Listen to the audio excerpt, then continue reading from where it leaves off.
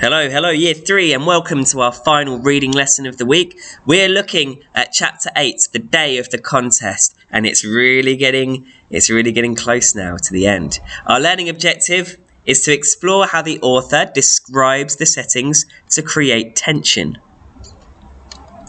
So what I need you to do is write down the dates and then write down the learning objective underneath and underline them in your neatest handwriting as well.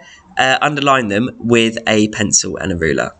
So pause the video, give yourself a moment to do that, and then we'll move on with the Robin Hood recap. And we'll do that in 3, 2, 1. So 3 questions, 3 quick questions. Number 1, where is Robin? Number 2, how was the setting described? You had a go at that last time. And number 3, what is a keep? Which is one of our words from the last lesson. Pause the video, have a go at those in your book, and then we'll check with what I wrote as well after you're done, so you can check. Okay? Good. 3, 2, 1, let's check. So Robin is in Nottingham and he's disguised again with his men as well. He is going to enter the archery contest and has just arrived at the tournament. There are lots of people in Nottingham at the castle to watch the contest. There's colourful flags and banners, and Gisborne has lots of men surrounding the area all over the place. But the castle keep looms grey and menacing, which shows that there may be danger and action to come ahead. The keep is the biggest tower in the castle, as we know. Okay, let's look at our words for today then. We've got some new words. We're going to talk about the competition today, the actual archery and how it works. So the first one is arrows. And arrows are obviously thin weapons with a pointed end that you can fire into something. The second one is target. And a target is an object that you can shoot the arrows at to score points. Third is inner ring. And the inner ring is the best part of the target to hit. And that gets you the most points. If you hit the inner ring, if you keep hitting that, you're likely to win the archery contest. Archers, well, they're the people in the contest with bows and arrows, as we know. Distance, now the distance is how far away the target is from the archers. So how far do they have to shoot their arrows? Rivalry. Well, rivalry is the competition between people supporting one archer and a group of people supporting another archer. So there's rivalry in the crowd as they say, no, he's better, no, and the other one goes, no, he's better, like that. Yep. And then finally, intense. If a rivalry gets intense, then that means it becomes very serious and people are really shouting and getting intense and strong and serious. So, those are our words for today. What do you think we're going to do with them?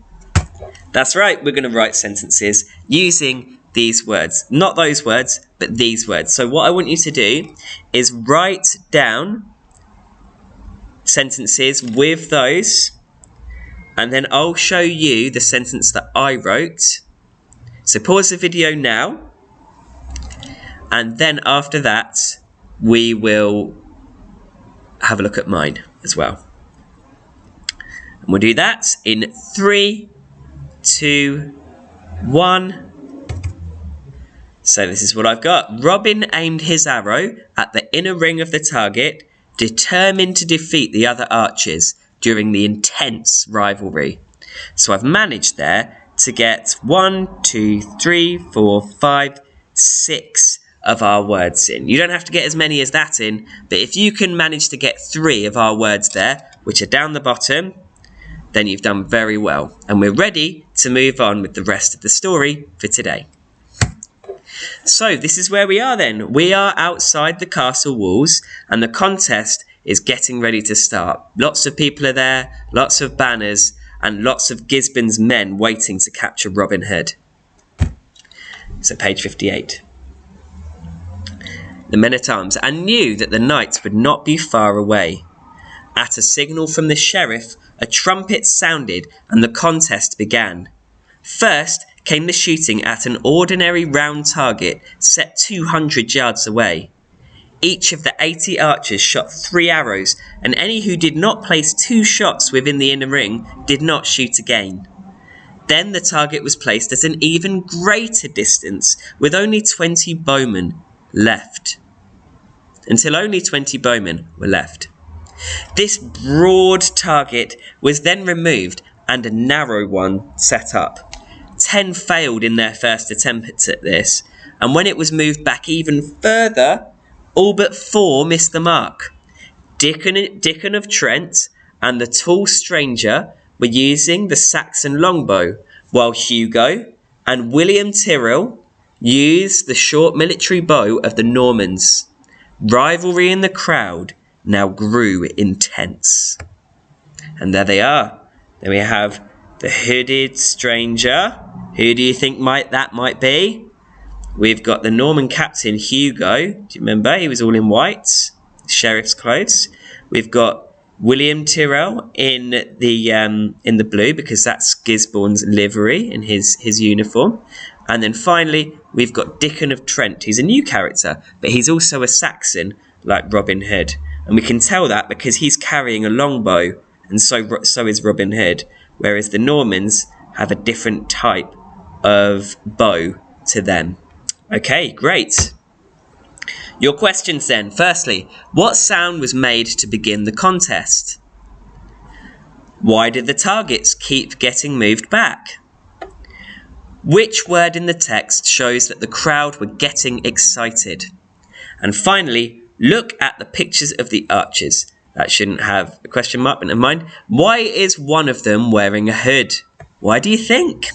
Okay, those are the main questions. We've got a retrieve, a relate, a define, and an infer there. Lots of different types. So pause the video now, try these questions, and then once you're ready, we'll check your answers with what I wrote as well. And we'll have a look at those in 3, 2, 1. Well, it was a trumpet that sounded to begin the contest, and the targets moved back each round because it had to be made more difficult as it went on, because they were testing the skill of the archers and they wanted to find a winner. So it kept getting more difficult as it went on. Rivalry in the crowd grew intense, and this shows that there was a buzz of excitement in the crowd. They really wanted to see who won the competition, and some of them really supported Dickon of Trent. He was popular, wasn't he? Robin is wearing the hood so that he can stay disguised, and Gisborne and the sheriff will not realise it is him. So yeah, this tall stranger, it must be Robin, mustn't it? That's why he's wearing a hood, because he doesn't want Gisborne and the sheriff to see him. Okay, let's have a look at what we're going to do next. So what I want to ask now is, looking at this picture here on your screen, you can see that they've got clothing and equipment ready for the archery contest they're to prepare. So what items of clothing and equipment would you need to take part in the archery contest? You can look back on the other pages as well. Remember the bits of clothing that we've talked about? Remember the equipment that they have? Just see if you can write a sentence and say what you would need if you were an archer and you wanted to be in the contest. And then finally, I want you to tell me your opinion. I want you to tell me what you would do with the silver arrow if you won. Okay, pause the video there and then have a go at those. And then once you're ready, we'll move on. And we'll do that in 3, 2, 1 to the final slide. So there are 4 archers left.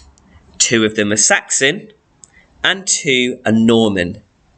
So how do we know which ones are which? I said it a minute ago or 2 in the video. I wonder if you picked it up. How do we know in this picture which ones are Saxons and which 2 are Normans? Write it down. That's your final task. So well done today. We have covered the retrieve, the relate, the define, the infer reading gem, and also I've asked you for an opinion of your own as well.